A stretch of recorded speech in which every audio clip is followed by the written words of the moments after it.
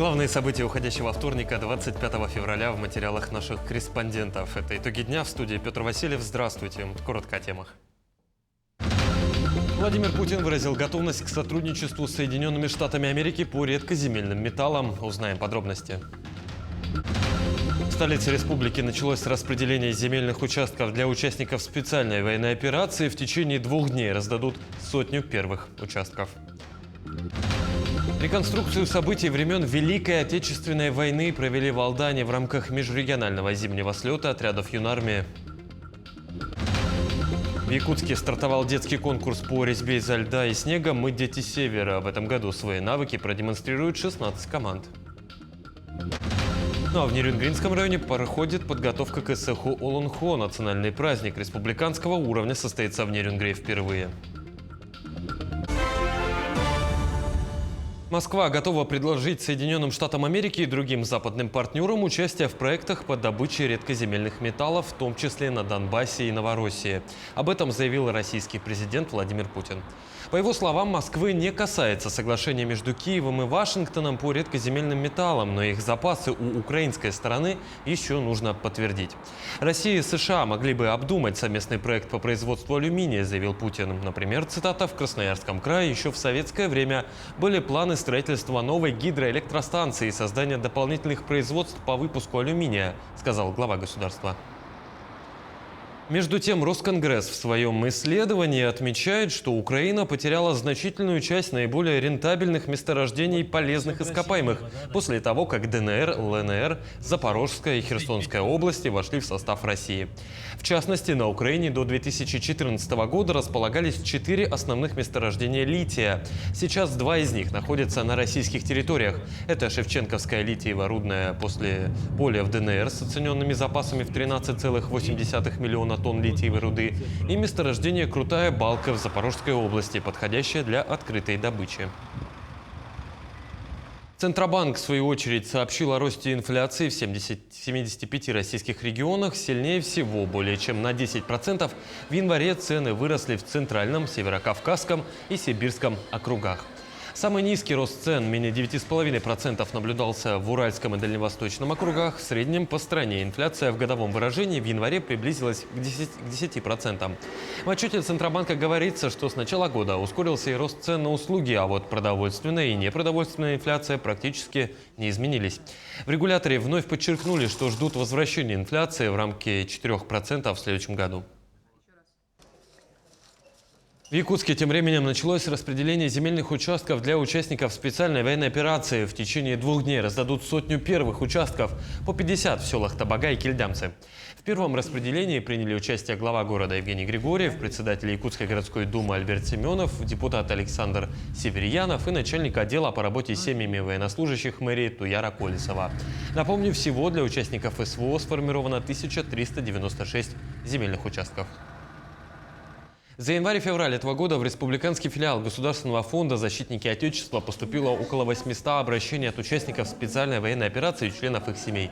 Поступило более 4000 вопросов, по 85% из них которых найдено положительное решение, остальные в работе. Основные вопросы, по которым обращаются граждане, это назначение мер социальной поддержки, денежные выплаты по линии Министерства обороны, содействие в поиске военнослужащих, пропавших без вести. Филиалом фонда оказывается помощь и содействие членам семей участников специальной военной операции, пропавших без вести, по заполнению разыскных карт, сдача родственниками образцов генетического материала и обеспечивается оперативное направление документов в уполномоченные органы Министерства обороны России для проведения разыскных мероприятий. По вопросам розыска без вести пропавших в части заполнения разыскных карт и сдачи ДНК необходимо обратиться к социальному координатору Госфонда в районе по месту проживания. В тех районах, где отсутствуют социальные координаторы, необходимо обратиться в администрацию муниципального района. Детская школа искусств и художественная школа в Якутске останутся в прежнем здании на улице Ярославского. Соответствующее решение по итогам обсуждения сегодня принял глава региона Айсен Николаев. По итогам обсуждений, которые прошли, глава региона принял оставить решение детскую школу искусств и детскую художественную школу на прежнем месте в здании по улице Ярославского. Само здание, включая освобождающиеся площади, переезжающие филармонии, необходимо передать в муниципальную собственность, чтобы у города была возможность обеспечить его дальнейшее использование и развитие в интересах людей, написал в своем телеграм-канале глава региона. Якутия отметит вековой юбилей Гаврила Черяева. Распоряжением главы региона создан организационный комитет, которым составлен план мероприятий. Основные события запланированы на 3 и 4 апреля, в день рождения Гаврила Иосифовича. Всего в течение 2025 года ожидается свыше 40 различных активностей. В числе прочих мероприятий презентация книги о жизни и деятельности Черяева, торжественное собрание общественности, показ документального фильма, спектакль, тематические выставки в музеях и архивах, научно-практическая конференция и ряд других активностей.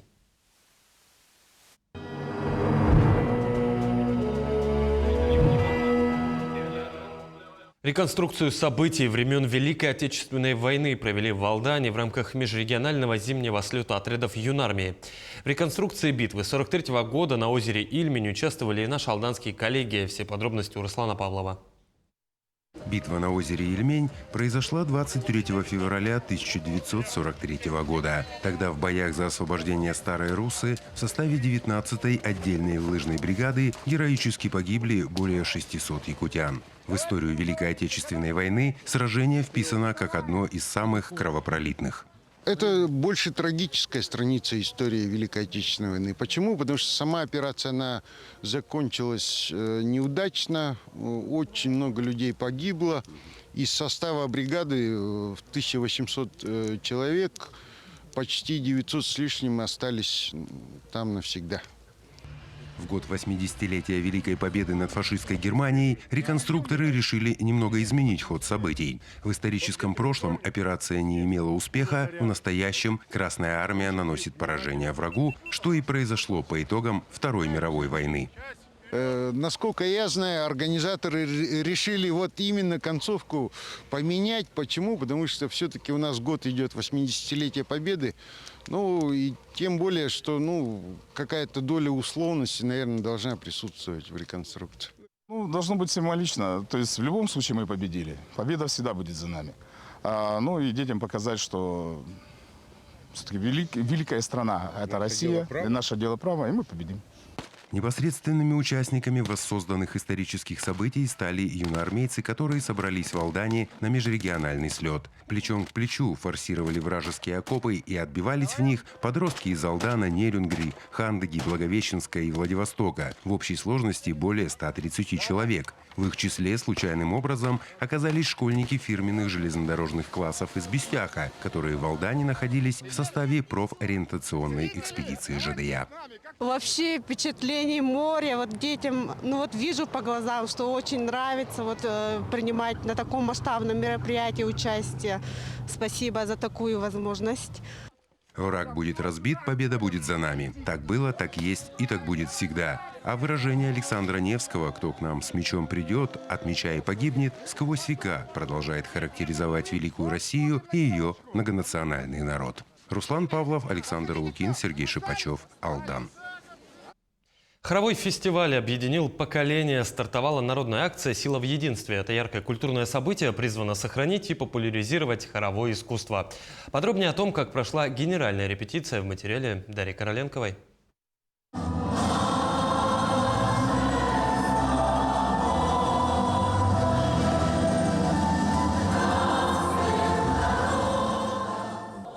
Праздник музыки и танца на протяжении 2 дней. Якутск – центр хорового исполнительного искусства. 24 и 25 февраля регион одним из первых в России дал старт Всероссийскому хоровому фестивалю, проведя свой региональный этап. В программе не только гимн России, но и любимые всеми «Катюша» и «Все для победы».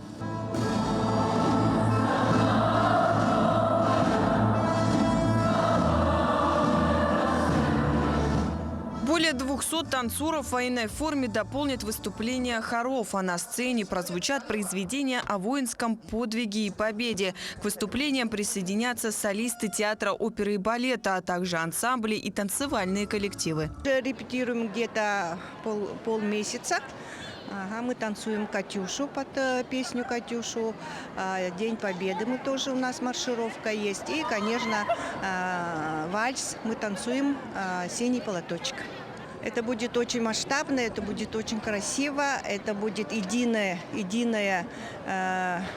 представление хора, оркестра и танца. Ну а пока идут завершающие репетиции гала-концерту, здесь на втором этаже в спорткомплексе «Триумф» народные мастера из Горного района представили свои инструменты. Вот это, например, народный ударный инструмент купсюр, который имеет достаточно приятный звук.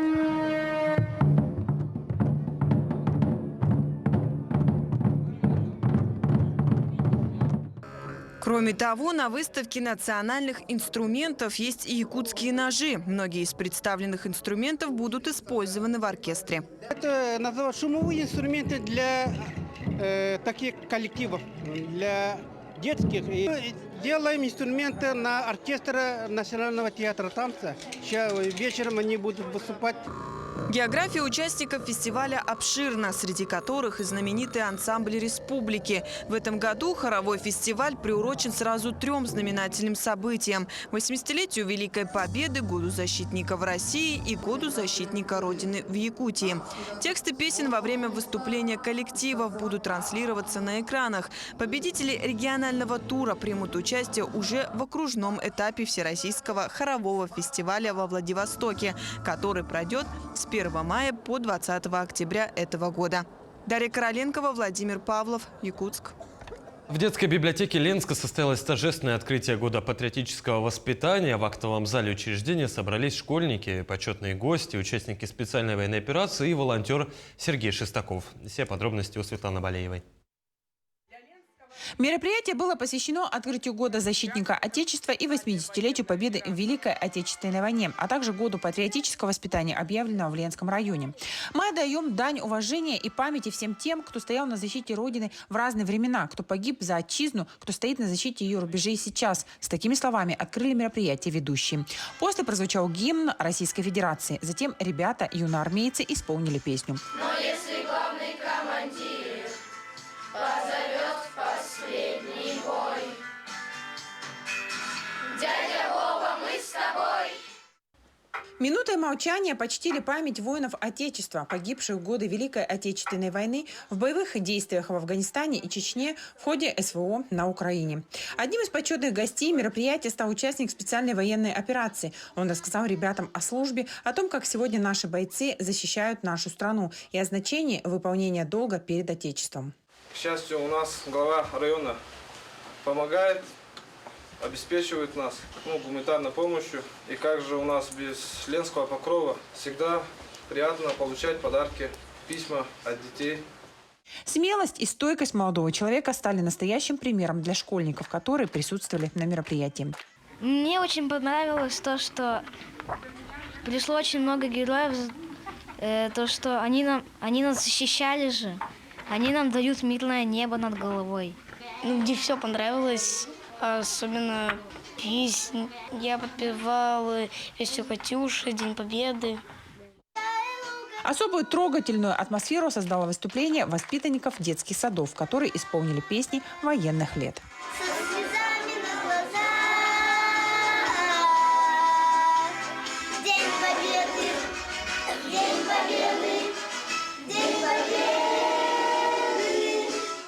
На этой неделе юные читатели встретятся с волонтерами движения «Ленский покров». Мастерицы проведут для ребят мастер-класс. Пройдет конкурс «Я исследователь». Участники расскажут о героях своей семьи. А сотрудник музея прочитает лекции на патриотические темы. Светлана Балеева, Виталий Андреев, Ленск. В Якутске стартовал детский конкурс по резьбе изо льда и снега «Мы дети севера».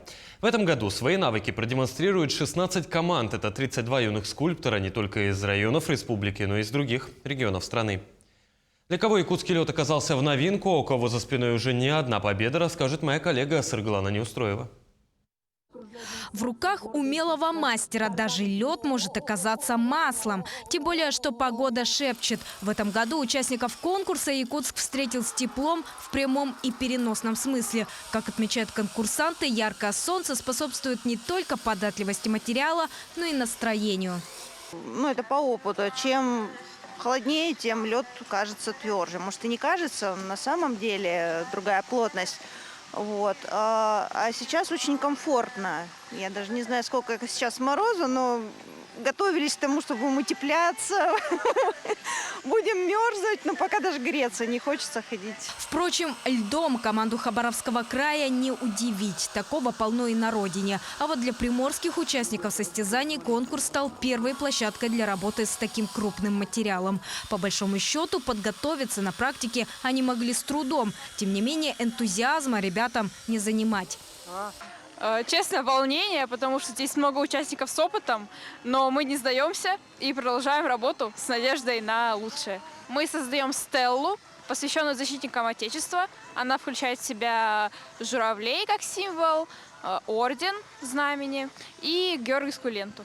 Такая патриотичная композиция была выбрана не случайно. Именно 80-летие Победы стало заглавной темой для ледовых скульптур. А вот для снежного монумента отдали творческий карт-бланш. Кстати, оценит работы ребят титулованный якутский скульптор, который и сам не раз одерживал победы на конкурсах всероссийского и мирового уровня – Николай Петров. Мы будем оценивать по 4 критериям. Это эскиз сначала, полнота, выразительность и восприятие, зрительское восприятие будет. И еще законченность. На всю работу ребятам дано только 4 дня. 2 дня на лед и 2 на снег. Итоги будут подведены 29 февраля. При этом спрогнозировать, кто одержит победу, сложно. Да и не это главное. Как отмечают участники конкурса, для них соревнования – возможность обменяться опытом, завести новые знакомства и просто провести время весело и с пользой. Саргалана Неустроева, Джилустан Анакетьев, Якутск. В Нерюнгринском районе проходит подготовка к Эсэху Олонхо. Национальный праздник республиканского уровня состоится в Нерюнгре впервые. О ходе подготовки к нему и других значимых событиях района в дайджесте наших коллег. В ближайшие несколько минут мы расскажем о самых значимых событиях Нерюнгринского района за прошедшую неделю. В студии Екатерина Павлова. Здравствуйте. В Нерюнгре состоялся благотворительный фестиваль «У нас Родина одна».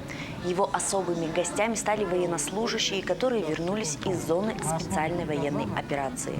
В рамках фестиваля прошли выставки волонтерских организаций и военно-патриотических объединений города Нерюнгри. Так, гости фестиваля могли ознакомиться с базовыми знаниями по тактической медицине. Жгуты и их разновидности, как с ними работать. На смену жгутам пришли турникеты, также тренажеры для тампонады, осколочные и пулевые ранения. Продолжился фестиваль большим праздничным концертом с участием творческих коллективов Нерюнгринского района и гостей из Амурской области. В этом году город Нерюнгри присоединился к инициативе города-побратима Тынды в проведении акции «Мой папа – герой». Почетный знак во время праздничного концерта впервые вручили 15 юным нерюнгринцам. Начало этой акции будет положено сегодня. Поэтому я поздравляю всех людей, которые защищают Родину, которые причастны к этому празднику. Всего самого доброго, счастья, все на общую победу. Все вырученные за благотворительный концерт средства, а это более 620 тысяч рублей, будут направлены на поддержку нерюнгринцев, выполняющих боевые задачи в зоне специальной военной операции. Управлением социальной защиты населения Нерюнгринского района ведется прием документов на предоставление компенсации стоимости обучения по программам профессиональной подготовки водителей транспортных средств.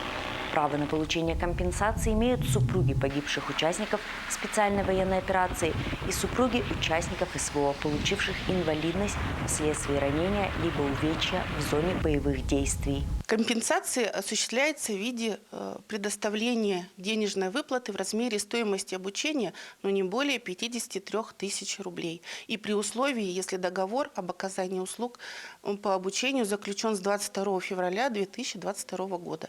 Также необходимо наличие водительского удостоверения на момент подачи заявления. Заявление можно подать в МФЦ через госуслуги, также через портал Е-Якутия.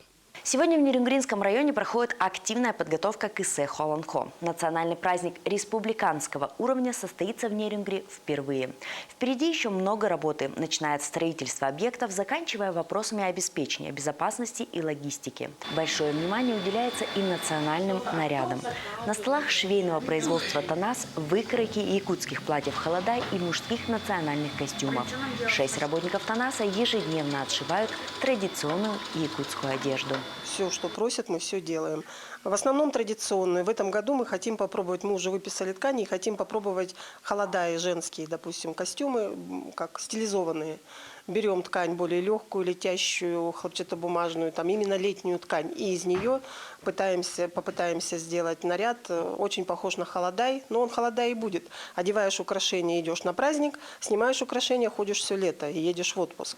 Вот мы хотим этим заняться. Сейчас ткань придет, начнем этим заниматься. Подготовка к Ise Холонхо насыщенная и интересная благодаря совместным усилиям мастериц, культурных деятелей, ученых и местного населения. На этой неделе пройдут народные гуляния. Нерюнгринцы отметят Большую Масленицу, а в селе Йенгра состоится традиционный День оленевода. О всех значимых событиях мы обязательно расскажем в наших выпусках на канале Якутия-24. Член Русского географического общества, мирнинец Валерий Стемпень рассказал юным путешественникам Алмазного края о своей уникальной экспедиции. Валерий в конце октября завершил свою одиночную экспедицию по Якутии. За 5 месяцев он прошел по рекам всю республику с юга на север, стартовав на Становом хребте и финишировав на крайней северной точке Якутии – мысе Пакса в море Лаптевых. Всего Валерий преодолел более 5000 километров. Идея путешествия по рекам Якутии с юга на север пришла в голову Валерия более 10 лет назад. Поскольку его экспедиция называлась «Реки Якутии Север-Юг», Валерий планирует довести дело до конца и установить еще 2 таблички.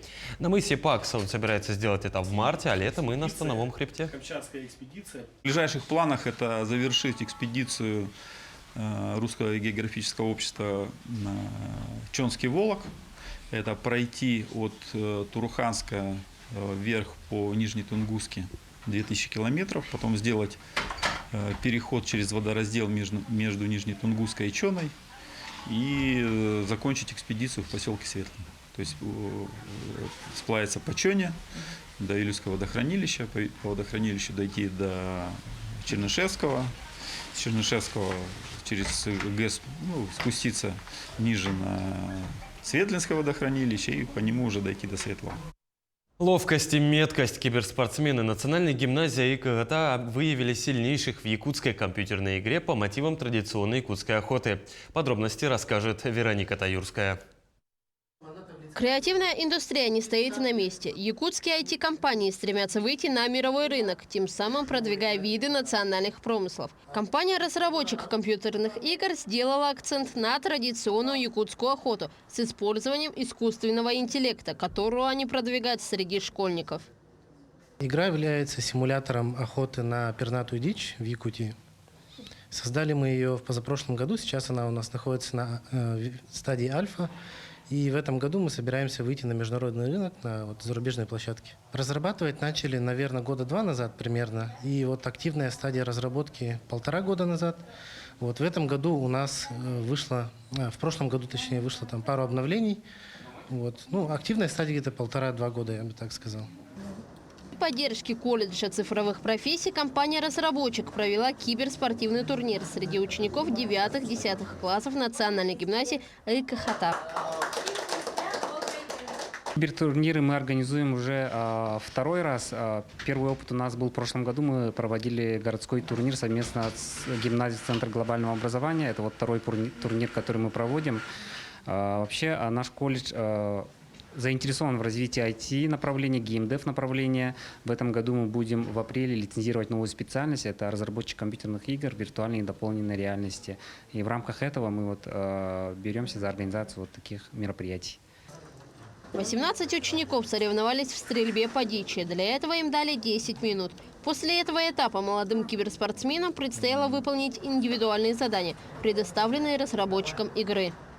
Не секрет, что дети наши в настоящее время сидят большее время они проводят за телефонами и компьютерами. Надеемся, что после этой игры, может, они сами станут авторами других игр.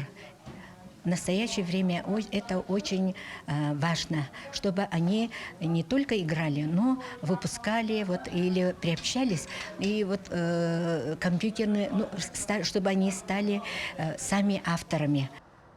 Турнир по компьютерным играм призван привлечь подрастающее поколение к сохранению национальных традиций через IT-технологии. Раника Таюрская, Иван Саракаумов, Якутск.